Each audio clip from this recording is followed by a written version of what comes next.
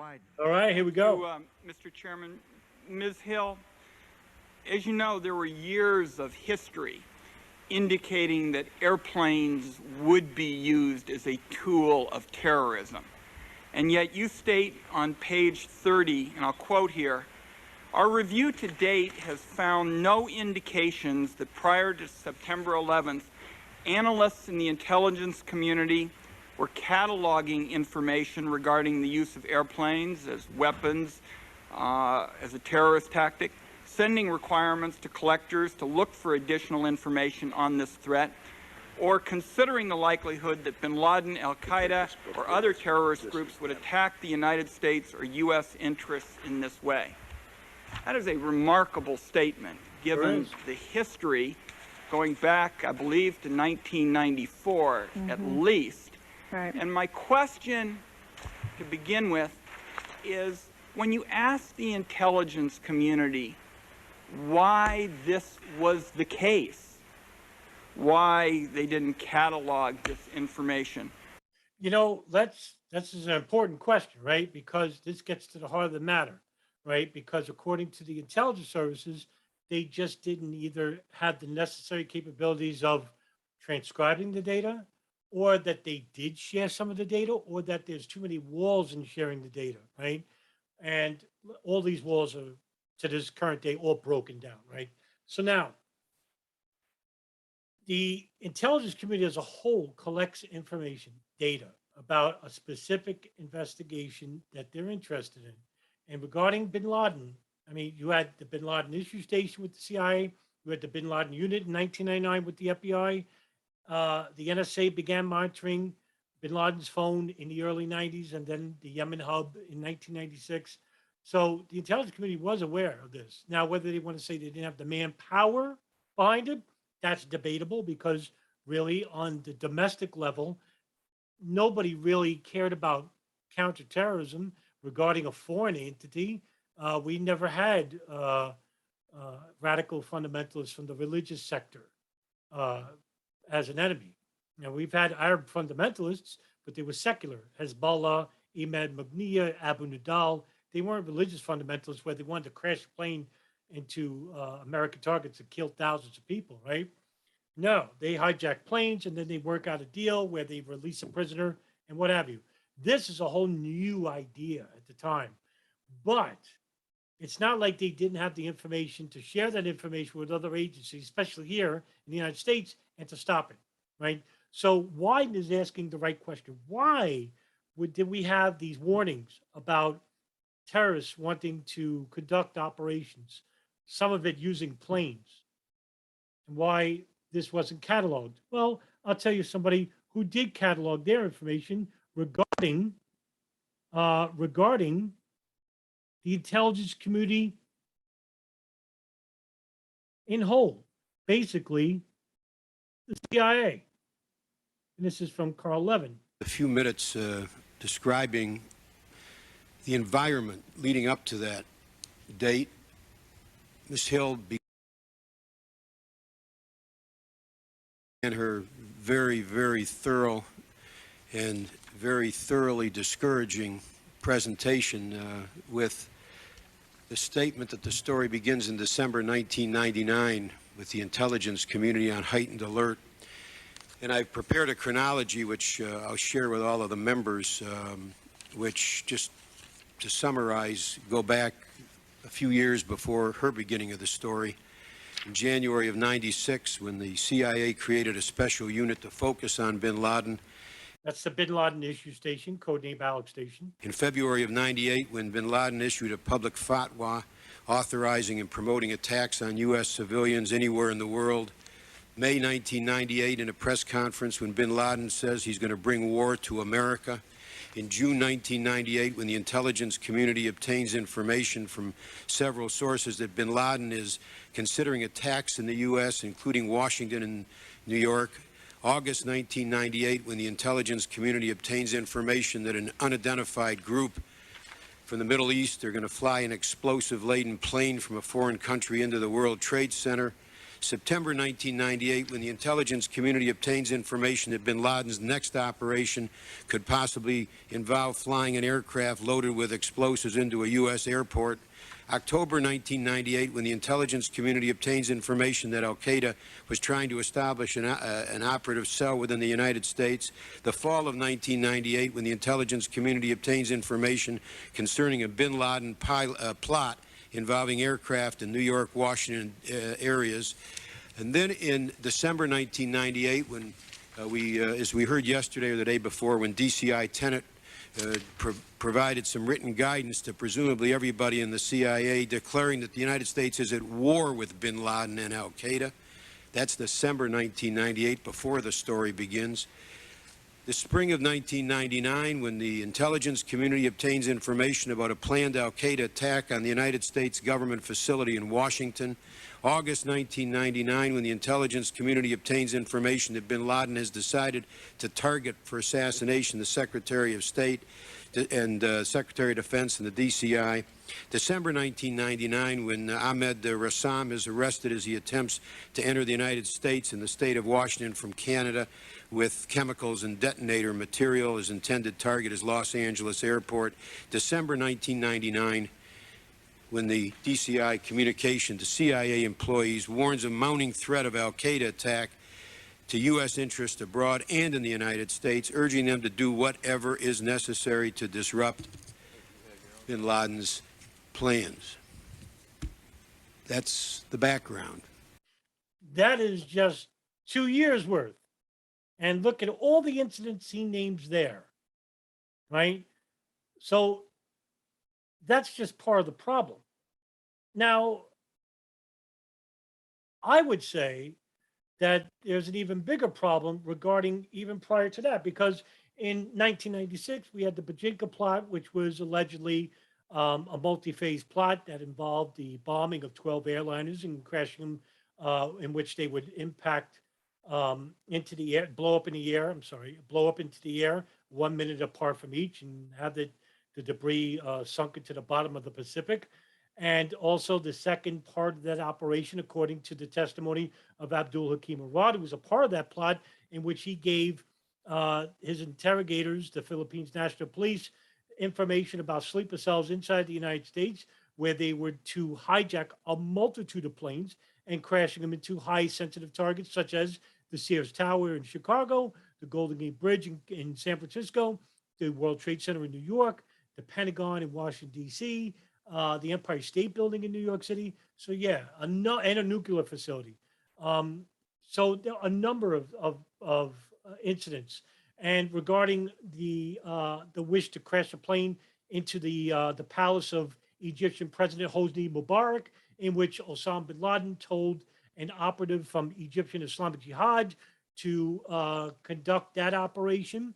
There's an incident where Niz Khan, a Pakistani, basically had met al-Qaeda in a training camp in Afghanistan, and he told him to hijack a plane and crash it in, I think it was inside the United States.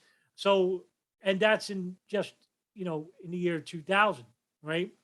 1996. And then you have the Algerian Islamic group, which is, just a Salafist jihadist group based in Algeria, where they hijacked the plane and they were actually going to crash it into the Eiffel Tower. And that's 1994. So, look, the intelligence is there. Did they catalog it? Well, according to Ron Wyden, they didn't do that. But the intelligence is there. The warning signs were there. And the CIA, the NSA, the FBI, they share, the domestic intelligence services, they share some blame here. And I blame primarily the NSA and the CIA, because they're the ones involved with signals intelligence and human intelligence regarding, and of course, I'm not even mentioning the covert operation, but from the Defense Intelligence Agency, Able Danger. Now, I've done countless videos about Pachinko, about Able Danger, about Alex Station, CIA. Go back and look at those for a more complete history regarding those agencies and operations. But I'm sounding like a broken record here. And people really need to get on the ball and start talking about these issues because, if you're going to be like the 9/11 truth movement and not talk about planes and hijackers, well, then guess what? All these operations don't exist. And then you don't have a cover up, and then you don't have a crime. Does it make sense to you? Yeah, it does. regarding the use of planes as weapons, or consider the likelihood that they would be used as terrorist tools. What was the response of the intelligence community when you asked them why? Well, I think a couple of things. They would probably say to that question, and we've spoken to many people over there and gotten, opinions and reactions on this. You have to understand the reason we have been able to catalog all these instances is because one of the things we did was ask the community to go back and find anything that related to aircraft as weapons. So we went back and consolidated and went through their databases to pull it all out so you could see it all together. And I don't believe that had been done, obviously, before we focused on it, given September 11. But so one, it's not been all pulled together for them to see it, all other than piecemeal over time. Secondly, I think what they will tell you on almost many of these things in the terrorism field is that they were overwhelmed. The people who were looking at al-Qaeda and bin Laden will complain to you about resources, about the amount of information that was coming in.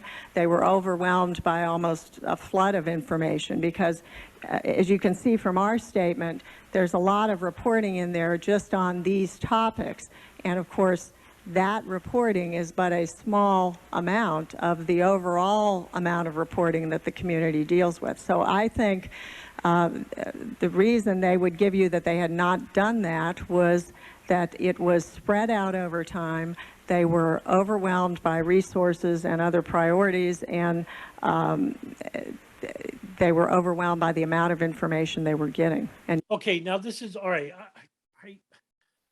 It's such a tentative argument, but it's understandable, right? Because I'll give you an example. In 1993, the World Trade Center bombing, the New York Field Division basically didn't have a very large contingent of agents working in the Joint Terrorism Task Force, especially for counterterrorism. At the time, it was John Antisev and Louis Napoli.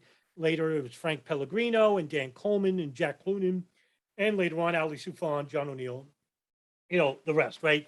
And then they created the Bin Laden unit in 1999 once they find out, hey, this guy is not basically just a financier, he's actually, conducting operations. The CIA has what they call a director of operations. At the time, that director was James Pavitt. And basically, they have a coordinated group of people, very small, that dedicates their times to a number of operations around the world regarding terrorism. Now, at the time, yeah, we did have Arab terrorism, but they were secular in nature. Abu Nidal, the splinter group Fatah, which is from the Palestinian Liberation Organization, they were created as an offshoot from the PLO because the PLO was actually not like a severe terrorist group, but they were only terrorists, to the Israel and the United States. So Abu Nidal kicked it up a notch, and and he worked for intelligence groups all over the world, including Israel. As well as Hezbollah, they're not a religious organization. They have an armed security wing. They're basically just a guerrilla group fighting against the, Israeli Western-backed governments in these Arab countries, Lebanon, Syria, and they're the ones currently fighting against the Islamic State in Syria. And that's the reason why Israel does aerial bombings in Syria and kills these people. Sure, because they'd rather protect that jihad is serious. Does that make any sense? Anyway, so yeah, they don't have like a core, like huge agency dedicated to Arab fundamentalists. But at the 1993 World Trade Center bombing, the New York City Joint Terrorism Task Force grew a little bit, not to the extent because at that time, Director Louis Freeh basically said, "Oh, we're done. There's no more Arab terrorism." There were a few within the New York field office that didn't agree with that assumption, and they were right. One of them was Frank Pellegrino. Another was a fireman by the name of Ronnie Bucca, who did his own investigation about the nature of the expansion the expansive nature of the Arab fundamentalists that were inside the United States for years, which some even assert, including my researcher DJ Thurman Degner, arisen from the Abu Nidal organization. So, with that being said, I can understand why, that's used as an excuse, but they had information about terrorists wanting to hijack planes and intentionally crashing them. And they didn't share that or didn't take it seriously, or maybe even worse. And that leads to speculative fringe conspiracies, maybe, or just a conspiracy. I wouldn't say it's too, I wouldn't even call that fringe, to want to think that some people in the intelligence community want these attacks to happen so that they can take advantage, because the agendas are the greater geopolitical and political agendas and outlines of government. Dealing with the It's not too hard to believe, right? responses to other areas. What is so hard to swallow, however, is how anything could be a higher priority than Right. this. And Right. for you to state that the intelligence community was not considering the likelihood that bin Laden, Al-Qaeda would attack the United States in this way. Yeah, listen, I love Ron Wyden. I mean, Ron, he's one of the very few congressional electees that I really respect. In fact, many people aren't aware that he was actually against the invasive procedures by the National Security Agency involving cell phone companies like AT&T, and the big issue in 2006, where the NSA built a room called 641A in San Francisco, which basically was a room which basically integrated into the phone lines and systems of Americans in the country. And AT&T, a technician, Mark Klein, found the room and he became a whistleblower. And, that story was pretty reported in the media, but died real quick. Wonder why. Ron Wyden really pressured the director of the NSA, Keith Alexander, about whether he is actually using the agency to spy on Americans. And Alexander said no. And he lied, basically. It is, of course,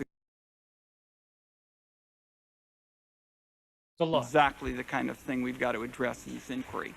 In your testimony, and also from the victims' families, we have heard about the failure to place Khalid al-Midhar and Nawaf al-Hazami. And by the way, Mr. Hazami is listed in the phone book in San Diego, I gather, I'm aware of that. on a watch list that Yeah. would have Yeah. prevented their entry into the United States. Whose fault is that? The CIA, right?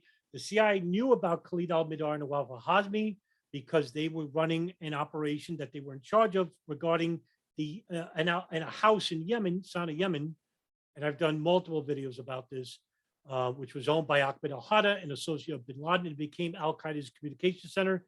The CIA became aware of this house because the NSA were monitoring bin Laden's satellite phone, and that number kept popping up on the phone. And they told the CIA, hey, we need you guys to go over there and conduct human intelligence. Take photographs of these guys and send it to us. And so they did, but they didn't share with the NSA. Anyway, okay, they knew they were in this house.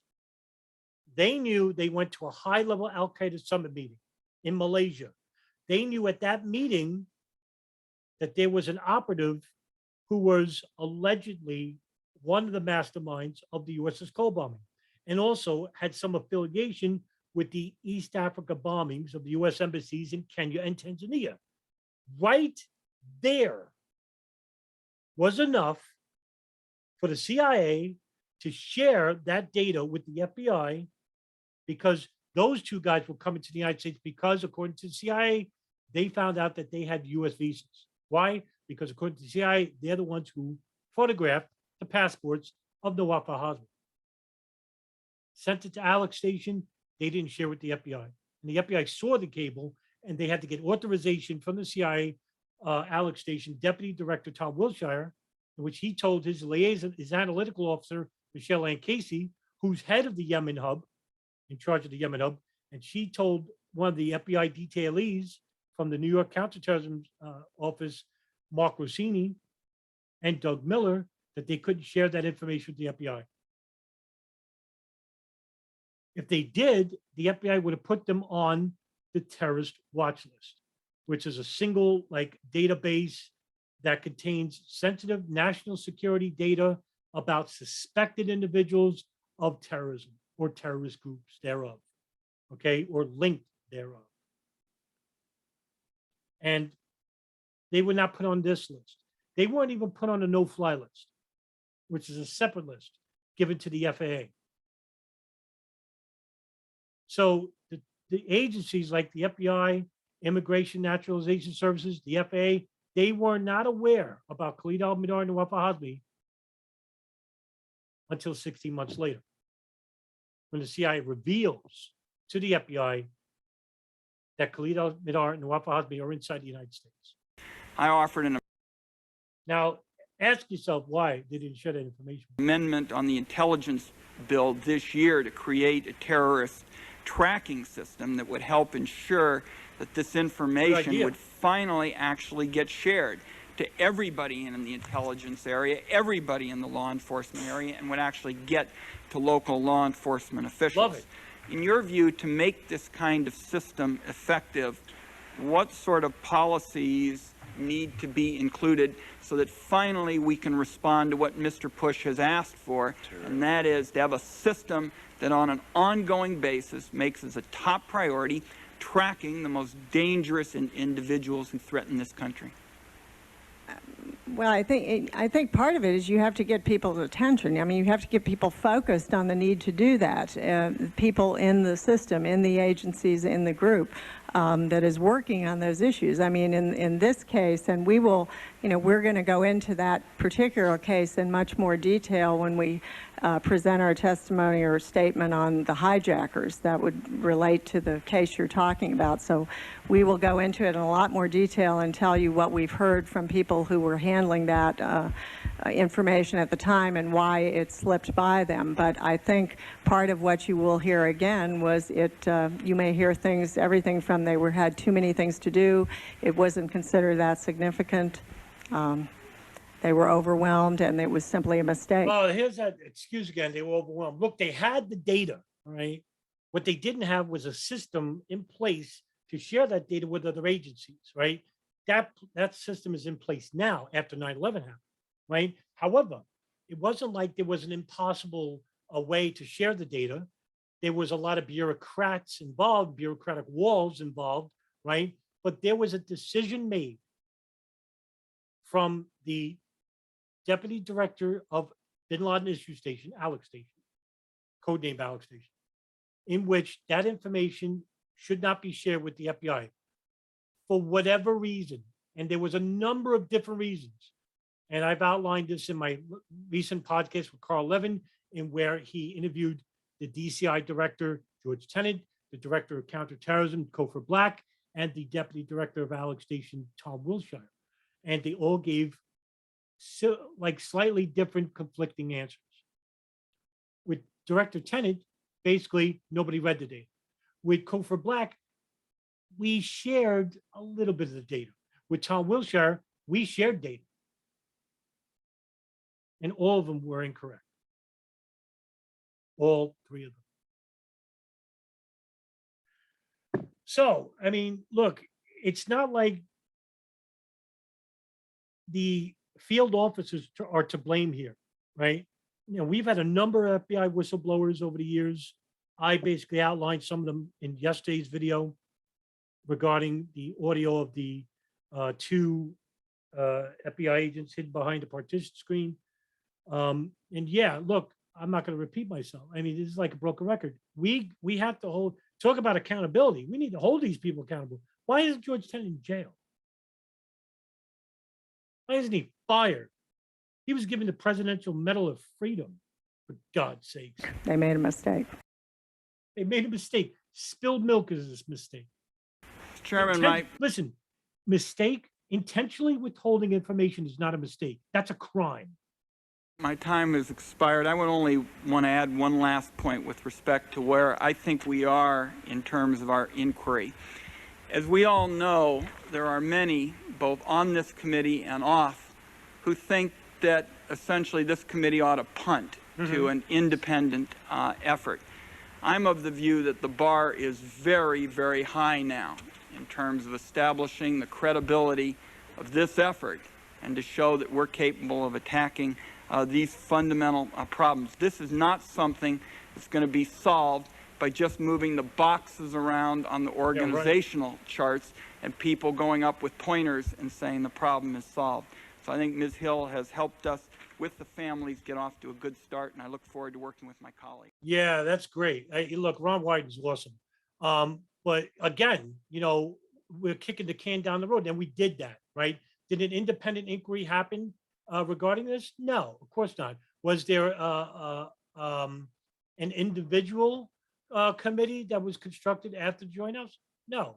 I mean, we did have some investigations, Senate Intelligence investigation. We had the Senate Intelligence Committee of Able Danger regarding Able Danger, but nothing came from it because the Inspector General report basically lied about Able Danger and said, oh no, there was nothing involved in the data that showed that Muhammad Atta, Marwan al-Sheikh, Ziad were important or anything like that. Well, that's not what the members of Able Danger conceded. They basically testified and said, yeah, we had enormous amounts of data. Thomas Drake, the former senior executive of the NSA, basically says in just about every interview he does that the NSA had so much metadata on all the hijackers, they could have stopped 9/11 altogether. They didn't share that data. And the reason why they didn't share it with their superiors, especially someone like Maureen Baginski, right? And right there, because Maureen Baginski wanted the plausible deniability. She didn't want to know what was on the metadata. And she was the